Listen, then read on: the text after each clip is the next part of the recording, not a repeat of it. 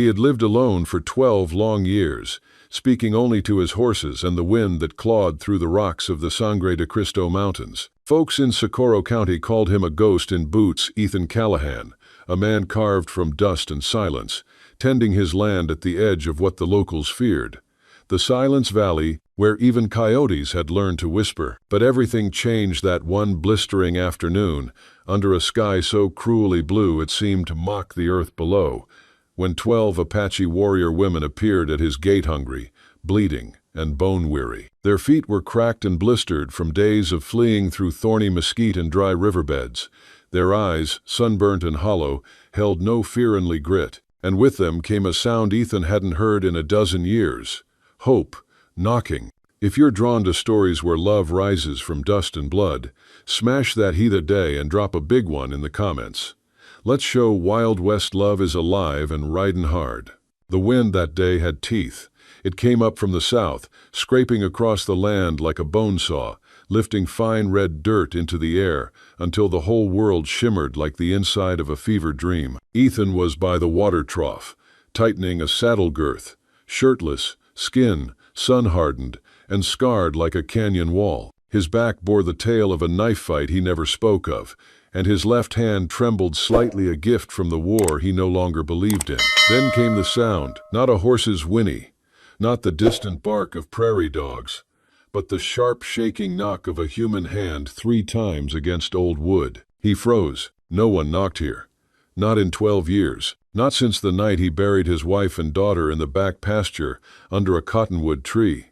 Not since he quit being a bounty hunter and started pretending that peace was enough to fill the hole in his chest. The knock came again, then a second, louder, urgent. He moved, slow and silent, across the yard. Dust curled around his boots. The old shotgun over the fireplace whispered to him like an old friend with bad advice. And then he heard Ita's voice, muffled through wood, but unmistakable. Apache. His stomach turned to stone. That language had once meant family. It had once been whispered to him in the dark by a woman with eyes like obsidian and lips that tasted of wild honey. But the last time he'd heard it, it had meant betrayal. Screams, gunfire, ashes in his hands where love used to be. Please, a voice rose in halting English, cracked and rasped like sandpaper over gravel. We need shelter. Just for the night. He pressed his calloused palm against the wood, felt the tremble on the other side. His gut twisted. The instincts of a man who had outlived ambushes told him this could be a trap. But something in that voice, not a beggar's plea, but a soldier's restraint, something made him hesitate. And then, as if the sky itself was listening, the wind shifted. And through the crack between plank and hinge, he caught a whiff. Blood. Sweat, old smokened, something softer, cornmeal, hunger. 12 women, young, too young to carry so much war in their eyes, dressed in torn deerskin, belts looped with knives, beads tangled with dried blood. One girl, maybe 17, had collapsed against the fence post, lips cracked open like dry earth. Another clutched a canteen empty and sucked it like prayer. But it was the one at the front who pulled Ethan's breath straight from his lungs. She stood tall, her body trembling just enough to betray the weight she carried on her shoulders. In her silence, her hair, braided down the center, was caked with dust and dried sweat. A thin cut ran along her temple, still seeping, but her gaze, unshaken, unapologetic, unafraid. My name is Lyra, she said, words thick with accent and exhaustion. These are my sisters. We've been walking for 4 days. The men who chase us, they don't stop. Not for sun, not for sleep. Ethan didn't move. His fingers hovered over the latch. You come armed, he said flatly. Lyra gave a slow, bitter smile. We come alive, that's all. Silence stretched like a noose between them. He should have said no. He should have shut the door and let the desert swallow them whole. But then he looked again, really looked. One girl was shaking from cold despite the sun. Another's fingers were wrapped tight in the hair of the one beside her, like she'd fall apart if she let go. Their skin shimmered with salt, lips blistered, legs scratched raw. Not bandits, not seductresses, warriors, survivors, daughters of a tribe that refused to vanish. Ethan stepped aside. There's water in the barrel. Food's scarce, but you can have what's left of the beans." Lyra blinked once. That was all. No thank you. No bow. Just a sharp note, and then she turned, motioned with 2 fingers. The women moved like wolves, wounded but organized. One helped the youngest. Another scanned the ridge, always watching. As they passed him, the air changed. For 12 years, Ethan had lived in silence. Now it was broken by the sounds of breathing, of boots on floorboards, of a low voice, humming something that sounded like mourning. And then Lyra paused. She looked back at him, no longer asking, no longer explaining. "If we stay, they'll come here." "Then let them," he said. Her brows lifted. "You're not afraid of them?" "I'm not afraid of much anymore," he muttered, then added, "except dying without ever doing one good thing again." That night, while 12 warrior women took turns tending wounds and standing watch, Ethan sat in the dark with a rifle across his lap. Not because he feared them, but because something had already changed inside him, and that terrified him more than any gun. The heat softened as dusk fell, trading the sun's blistering glare for a moody orange hue that painted the valley in firelight and ash. The wind, which had earlier torn through the valley like an angry preacher, quieted into a low whisper, brushing over the brittle grass and shaking the tin roof with a rhythm that sounded almost like breathing. Inside the cabin, the air was dense enough, with smoke or dust, but with presence. Ethan hadn't shared his home with anyone in over a decade, and now 12 bodies moved through the space like they'd been born from the earth and wind outside, too wild to belong under a roof. They didn't speak much. They didn't need to. Even silence has a voice when it's shared. Ethan stood near the hearth, hand resting absently on the mantel, watching Lyra as she knelt by the fire, stirring the pot of beans he'd offered hours ago. The smell of cumin and scorched corn filled the room, unfamiliar and earthy. She moved with a slowness that wasn't weakness, but control, like a mountain deciding when to move. Her fingers, long and slender, bore dirt beneath the nails and small cuts along the knuckles. Hands that had healed, fought, and buried, all without asking permission. The sleeve of her deerskin tunic had slipped down one shoulder, revealing a bruise that bloomed like a purple sunflower across her collarbone. Ethan looked away, not out of shame but out of the quiet reverence men reserve for things they know they don't deserve. "You built this place yourself?" Lyra asked, not looking up. Her voice was dry but steady, like a stream that had run underground for too long. Ethan nodded, then realized she couldn't see him from where she crouched. "Yeah," he said, rubbing the back of his neck. "Took about 2 years. First winter damn near froze me to death. Second one I started to like it. Like dying? Like not being around to feel much of anything." Low. She didn't respond, just gave the pot one last stir, then ladled the beans into an old tin bowl and passed it to the girl nearest the wall, barely 17, her ribs sharp enough to press through the skin. The girl took it with a quiet thank you in Apache, then returned to rocking the smallest among them, a baby swaddled in someone's torn skirt. Ethan's eyes drifted to the back window. The sun was bleeding behind the ridgeline, and the sky had taken on that purple blue that always felt lonelier than black. He didn't realize he'd drifted until Lyra's voice pulled him back. "You still sleep with that rifle next to your bed?" He turned slowly. She was looking at him now, bowl in hand, steam curling between them like smoke between strangers. "Old habits," he replied. "Old wounds," she corrected gently. "Habits are what we form. Wounds are what form us." That struck deeper than he let on. "Is that how you see yourself?" he asked, walking over to the table, where the other women now sat in a half-circle of fatigue and hunger. "Wounds wearing skin?" She didn't answer, but her gaze never left his. And that silence, that damn silence, felt heavier than any answer ever could. Later, after the girls had eaten and lay down wherever space allowed, curled beside each other like animals huddling for warmth, Ethan stepped outside. The night was full of stars, spread wide and sharp above the valley, so bright it almost felt wrong to look up. The land around him was still, except for the creak of cicadas and the distant yip of coyotes. Morning or matink, could never tell. He lit a cigarette with a match struck off the porch post. The sulfur curled into his sinuses. He hadn't smoked in weeks, maybe months. The ritual calmed him, even if the smoke never did. "You still run from the war?" Her voice again, soft behind him. He didn't turn. Ain't runnin', I just stopped participatin'. Looks a lot like hiding. He laughed bitterly. Maybe, but I never raised another gun after what happened. That counts for something. She stepped onto the porch, boots creaking under her weight.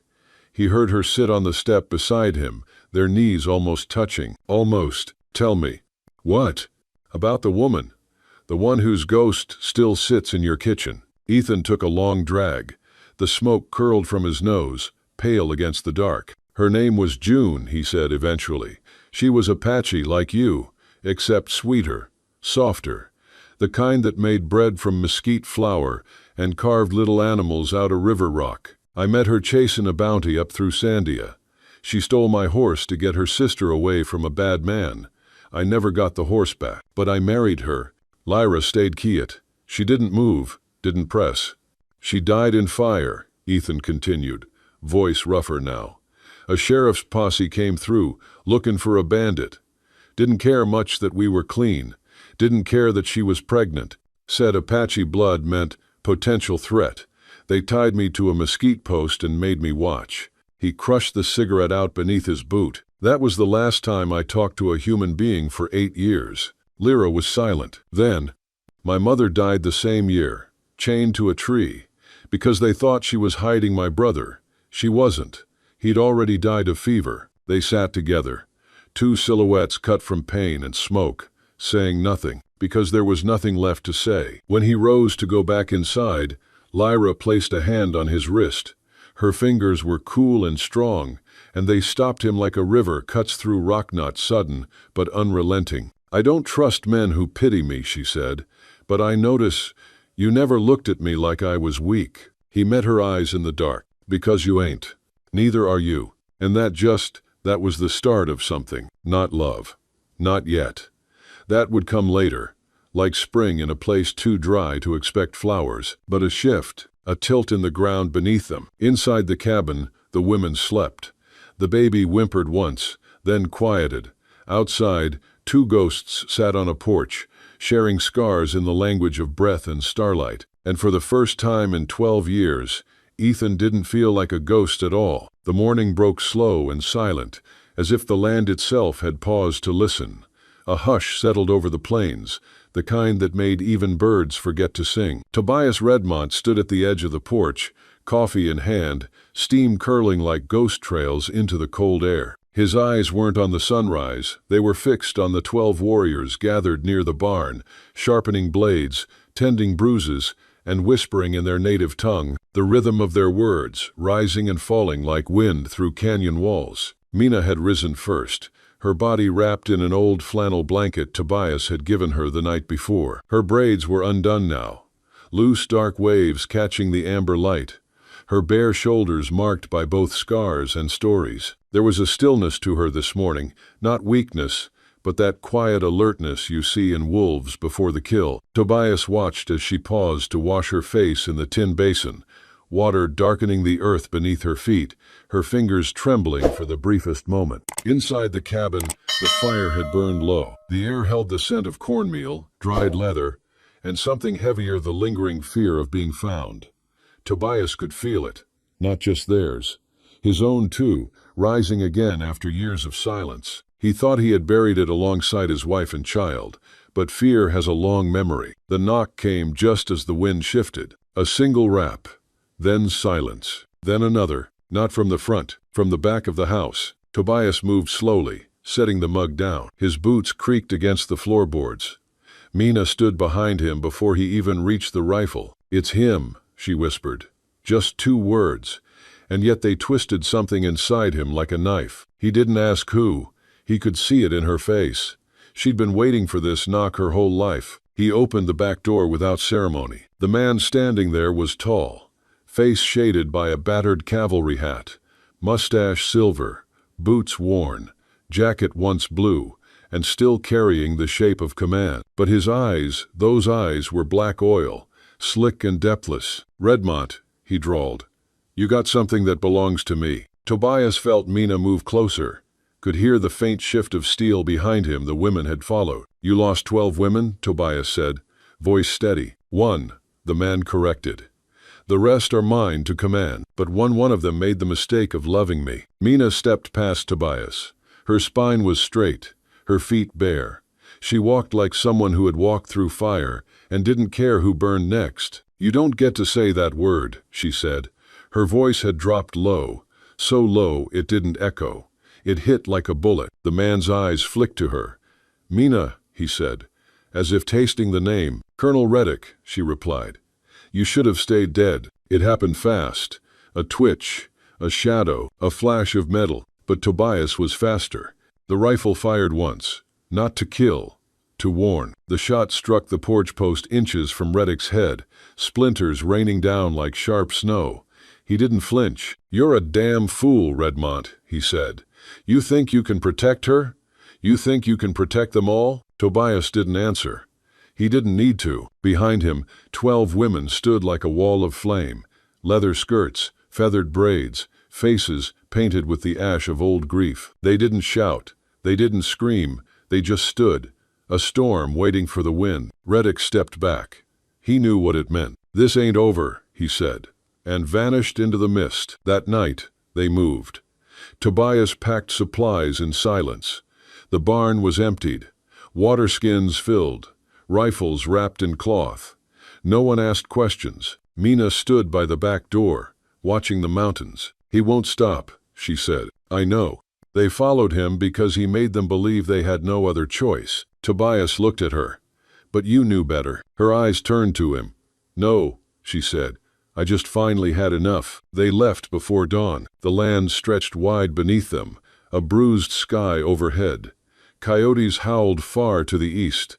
The sound of distant drums rolled like thunder on the wind. 3 days they rode, north, through dry creek beds and over bone-dry ridges, where wind carved prayers into stone and silence meant survival. Each night, they lit no fire. Each morning, they buried their tracks with care. On the 4th day, Mina collapsed. The fever hit without warning. Tobias caught her before she fell. She was burning, her skin slick and pale, breath ragged. They stopped at the edge of a ravine, in the shelter of bent mesquite trees. He laid her on his coat, cradling her head in his lap.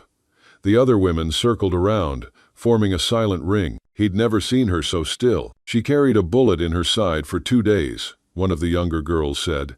"Didn't want to slow us down." Tobias felt his chest crack. He worked through the night, cleaning the wound, stitching her back together with hands that had once sutured his daughter's doll when she'd cried too hard to sleep. His fingers were rough, but they remembered how to be kind. When morning came, she opened her eyes. He was still holding her hand. She got better slowly. Fever faded like a bad dream. She didn't speak much, but when she did, her voice had changed. Softer, like the storm in her had moved out to sea. "Why did you help me?" she asked one night, staring at the stars. "You knocked on my door." "That's not an answer." He smiled. "No, but it's all I got." She reached out then, brushed a calloused finger down his jaw. "You're not who I expected. Neither are you." They reached the canyon on the 7th day. High walls of red stone opened like cathedral doors. The women moved silently, reverently, stepping between petroglyphs older than memory. Tobias had only heard whispers of this place where the old tribes came to hide, to pray, to disappear. They made camp deep inside, near a spring that tasted of copper and thyme. Tobias sat apart that evening, whittling a piece of cedar, trying not to watch Mina laugh with the others, her eyes alive in a way he hadn't seen before. But he saw the shadows too. Reddick would come. He always came, and Tobias knew, when that time came, there would be no warning shot, only fire, and maybe something worth burning for. The dawn came without promise. No bird song, no golden spill across the valley, only a dull gray light that smeared itself across the mountains and settled over the ranch like a wet blanket. The kind of light that made a man feel like maybe the world was thinking twice about another day. Tobias stood by the fence line, boots sinking slightly into the damp earth, a steaming tin mug clenched in his scarred hand. He hadn't slept. Neither had the horses or the women tucked inside the barn and bunkhouse, rotating watches through the night. Naira had taken the final shift, silent and vigilant, perched like a hawk on the loft beams, her eyes never leaving the tree line. There was something about that girl.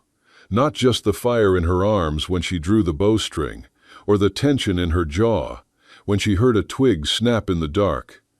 It was the silence she carried, like someone who had spoken all the words she ever wanted to say, and found none of them made the world any kinder. She approached him now, wrapped in one of his old oilskin coats, her hair damp from the mist. He noticed the way she walked, not like someone sneaking, not like someone afraid, but like someone who had earned the right to take up space. "We counted 3 men," she said quietly, not bothering with preamble. "They stayed on the ridge until a few hours before sunrise, watching." Tobias didn't ask how she knew. She just knew. "Were they armed?" he asked. "They carried rifles," she said. "And patience." That last word struck him harder than the first two. Patience meant they weren't desperate. It meant they were sure of something. Their advantage, their prey, their belief that Tobias Redmont wouldn't stick his neck out for anyone. He sipped the bitter coffee. "If they're watching, they're waiting for us to panic." "We don't panic," she replied. Her voice was steady, but her fingers betrayed her twitching against the edge of the coat, the calloused pads rubbing anxiously together. Tobias gave a low nod.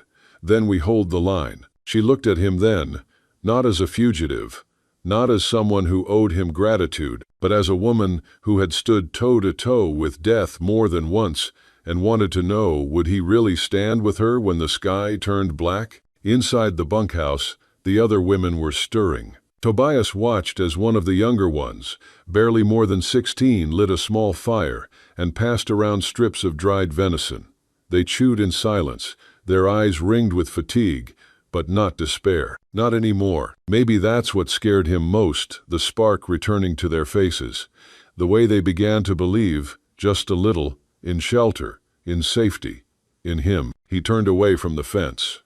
"I'll need help reinforcing the north fence and digging 2 more foxholes," he said. "If we fight on our terms." "I'll take 3 women," Naira offered. "Soma knows terrain. Leah can shoot." "You trust them?" "I trust them to bleed," she said, "and not waste time with fear." Something about that made his chest clench. He nodded, then hesitated.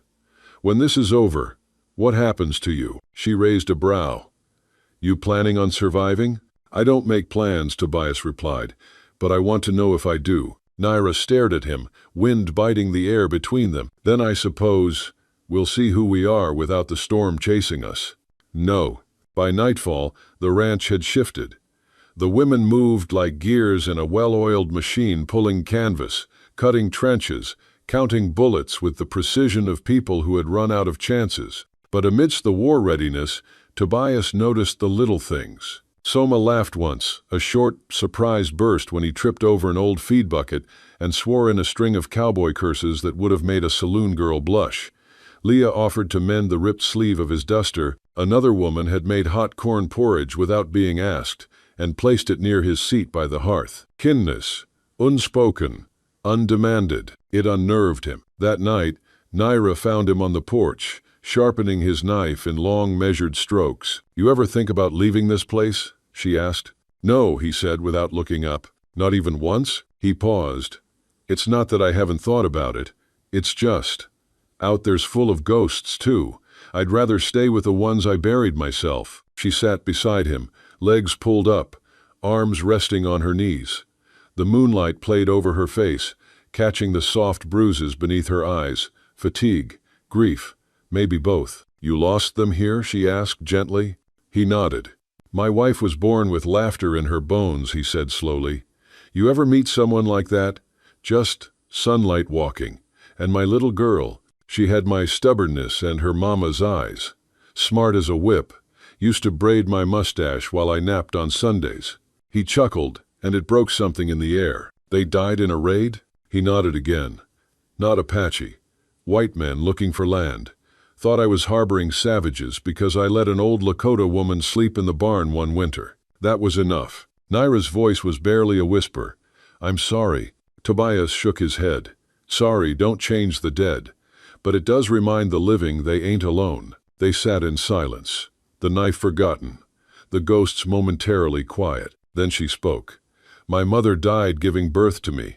My father trained me like a soldier by the time I was 10. Not because he was cruel, because he knew the world was. He was right. They hung him for stealing cattle.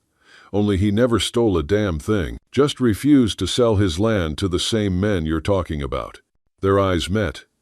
For the first time, not as strangers bound by storm and survival, but as two broken things that had stopped bleeding long enough to wonder if mending was possible. "Do you think," she asked softly, "that two people built from ashes could ever build something else?" Tobias stared at her. Her face was unflinching in the moonlight, but there was something trembling beneath, not weakness, not fear, but hope so raw it hurt to look at. "I think," he started, then faltered. "I think if the fire don't kill you, it teaches you how to hold warmth again." Her lips parted, not in a smile, but something gentler, grateful, curious. He leaned back against the post, the cool wood pressing into his spine. "We got maybe a day before they come," he said, changing the subject like a man trying not to drown in his own heart. "Maybe two if they're stupid. Then we use every breath like it matters," she replied, "even the quiet ones." And in the quiet that followed, Tobias realized he hadn't thought about dying all day. 2. If you're still reading, partner, drop a blank in the comments if this story's starting to burn a little hole in your chest. We're just getting to the blood and glory. Part 5 is coming soon. The sky over Arizona cracked open with a low, growling thunder. The desert wind had turned colder than it should have been for a late summer night, sweeping the dunes with the hush of something waiting to pounce. Tobias stood beside the dying fire, boots half buried in sand, fingers curling around the hilt of his knife, not out of fear, but out of something older, deeper, a memory etched in blood. Aylin was asleep against the base of the canyon wall, her back barely brushing the stone, hair dark as storm water spilling over her shoulder, her breaths quiet, but not peaceful. She'd been dreaming again, he could tell by the way her fingers twitched, how her brows furrowed as if she were still fighting in her sleep. 12 women, 12 warriors who once believed they would die nameless in the sand. They were still out there hiding, scattered, breathing shallow beneath cactus shade and broken trees. Tobias had carried them through hell more times than he could count, but tonight something had shifted. Aylin had let him hold her hand. Only for a heartbeat, only in the dark, but it was real. He moved slowly toward her, crouched beside the sleeping figure. Her cheek had the faint trace of dirt, but her skin still held the memory of firelight, and when she breathed in, it was with the delicate edge of someone who'd learned how to survive too long. She stirred as he reached for the blanket sliding off her shoulder. "You always look at me like you're waiting for me to disappear," she whispered without opening her eyes. Tobias froze. Then his voice, low, roughened by the wind. "I'm waiting for you to realize you deserve to leave, not vanish. Lair." Aylin opened her eyes now, blinking against the dark, and met his gaze. "I already left once. It didn't save anyone. You saved me." Silence pressed between them like the space between two gunshots. Aylin sat up slowly, her back straight despite the exhaustion curled into her spine, her hand brushing her ankle where the scar still ran jagged like a red river through her skin. "I didn't save you," she said, her voice sharp now. "You lost everything. You think I don't remember? I didn't lose you." That stopped her. The air shifted. The stars dimmed behind clouds, and somewhere in the distance, a coyote gave a single, solitary howl. Tobias didn't move. He didn't have to. Aylin's eyes shimmered not with tears, but with the kind of weight only women who've outlived men twice their strength carry. "You have no idea what I've done," she said, softer now, and it wasn't a confession, but a warning. He nodded. "Then show me." Aylin stood. Her figure, lit only by the ghost light of the fire's last ember, looked carved from every part of the desert dust, thorn, heat, and sorrow. She moved toward the ridge where their horses were tied, and Tobias followed, boots crunching the silence beneath him. When she reached the edge of the canyon, she stopped. Wind tugged at her shawl, and her eyes scanned the shadows far below. "They'll come through the northern pass at dawn," she said. "The scouts from El Aguila. If we're not gone by then, they'll smell blood," Tobias finished for her. She turned to face him. "I'll buy you time." "No," he said, stepping forward. "That was never the deal. You don't get to choose the deal anymore," Aylin snapped, voice edged with something dangerous. You broke it the day you came back for me. I came back because you were the only one I ever believed in. That did it." The words shattered something inside her. She exhaled once, violently, as if a rib cracked beneath the weight of memory. "I'm not someone to believe in," she said, voice trembling now. "I lied. I ran. I left 12 sisters for dead, and 10 of them are still alive because of you." Aylan looked at him, then truly looked at him, and for the first time in a long while, Tobias felt her break open, not with weakness, but with raw truth. Her eyes widened slightly, mouth parted, and she whispered like a woman remembering how to breathe. "I buried my name that night." He reached for her hand. "Then let me give it back to you." She didn't pull away. Behind them, the fire had long gone out. Only shadows remained. But under the cover of darkness, with the desert watching like a silent god, 2 broken souls held each other for the first time, not as survivors, but as something more dangerous, as people who dared to feel again. This now. By morning, the wind carried something else with it, dust from the north, and the stink of horses. Aylan had left before sunrise. Tobias had known she would, but she left her dagger beside his bedroll. It was her way of saying, "Trust me one last time." He mounted his horse, strapping the dagger to his side, and rode northwest, where the pass narrowed into a throat of red rock. When he reached the peak, he spotted them 6 riders, cloaked in black, bearing the sigil of El Aguila. He recognized the leader, Captain Vega, scar running down his left cheek, mouth always twisted like he was chewing secrets. He rode with the arrogance of a man who'd never lost, and when he saw Tobias waiting at the pass, he slowed. "Well," Vega called out, voice echoing like a sneer through the canyon. "Didn't expect to see a dead man guarding the door." "I'm only dead if you think bullets are prayers," Tobias replied, hand resting casually on his rifle. Vega smirked. "Still talking like a poet, and you're still bleeding like a coward." Vega dismounted. "Where's the girl?" Tobias didn't answer. He didn't have to. Because behind Vega, from the eastern ridge, came a shriek. One of the scouts fell forward, an arrow buried in his neck. Then another cry, and a woman's silhouette leapt from the cliffs above, dark braids flying like a hawk in descent. Aylan. She landed behind the second rider, slit his throat before his horse even bucked. Chows erupted. Gunfire. Screams. Horses rearing. Tobias didn't hesitate. He raised his rifle and fired once, clean through the chest of a third scout. Then he was moving, boots pounding dirt, charging toward Vega. Aylan fought like a storm.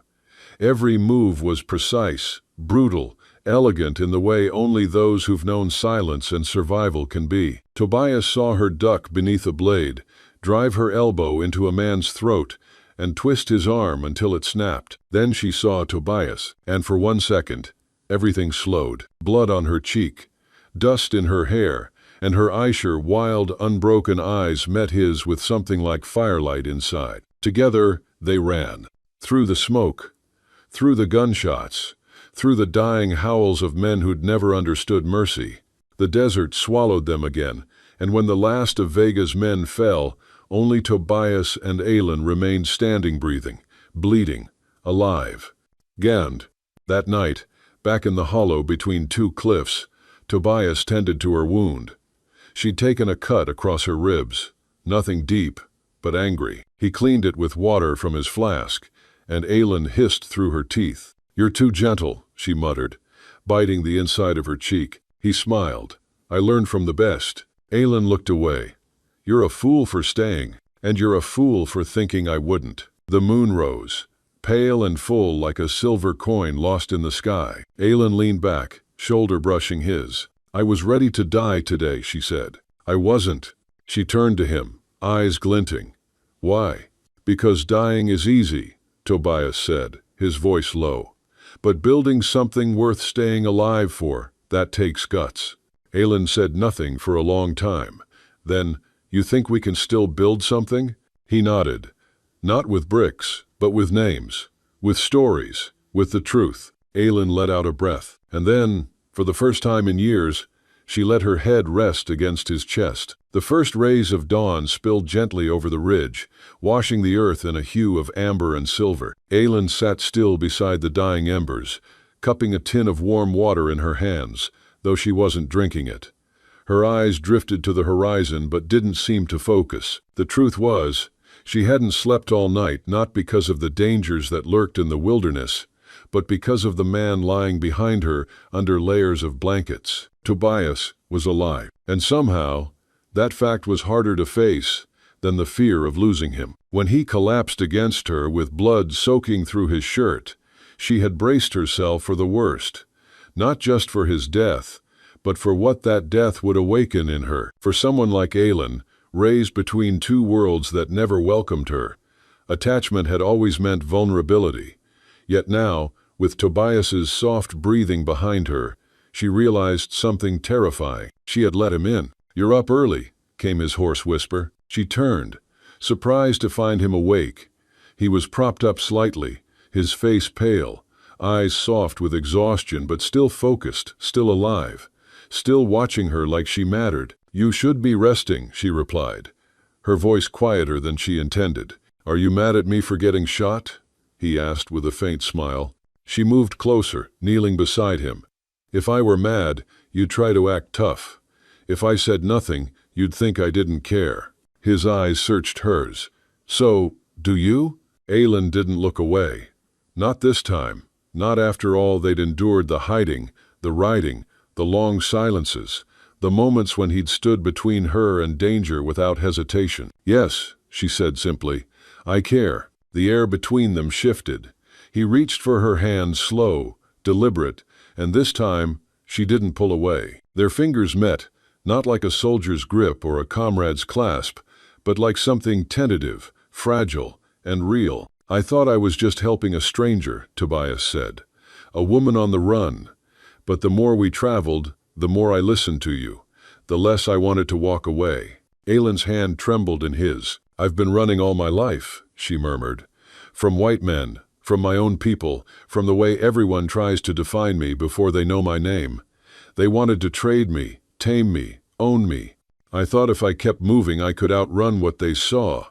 But then," she paused, unable to finish. Tobias squeezed her hand gently. But then you came," she whispered. "And you didn't ask for anything. You didn't push. You just stayed." "Man." He sat up slowly, grimacing with the weight of his injury, but never letting go of her hand. "I'll keep staying," he said. "If that's what you want, I'll stay, even when this is over. Even when we find somewhere no one knows your name or mine." Aylin blinked hard, as if trying to keep emotion from spilling over. She wasn't used to softness. She wasn't used to being chosen not as a prize or a burden, but as a person. "I don't want to run anymore," she said. "But I don't want to be trapped either. I want land that doesn't belong to anyone.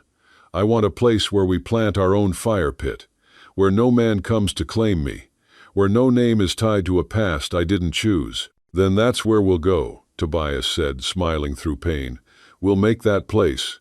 You build the shelter, I'll hunt the meat. You cook, I'll wash the dishes." She laughed, a real sound, like sunlight catching on cold water. "You think I'm the kind of woman who does dishes?" "No," he said, eyes gleaming. "But I'd do dishes every night if it meant seeing you laugh like that every morning." She looked at him then, not as an outsider, not as a white man, not as someone who owed her or who she owed. Just a man. A tired, battered, stubborn man who had risked his life to protect hers. "I don't know what tomorrow brings," Aylin said. "But if you're still beside me when the sun rises again, then I'll know I've chosen right." He reached up, brushing a loose strand of hair from her face. His touch was careful, reverent, as if she might disappear if he wasn't gentle enough. "Then I'll be here," he said, voice low. "And every morning after, if you'll have me."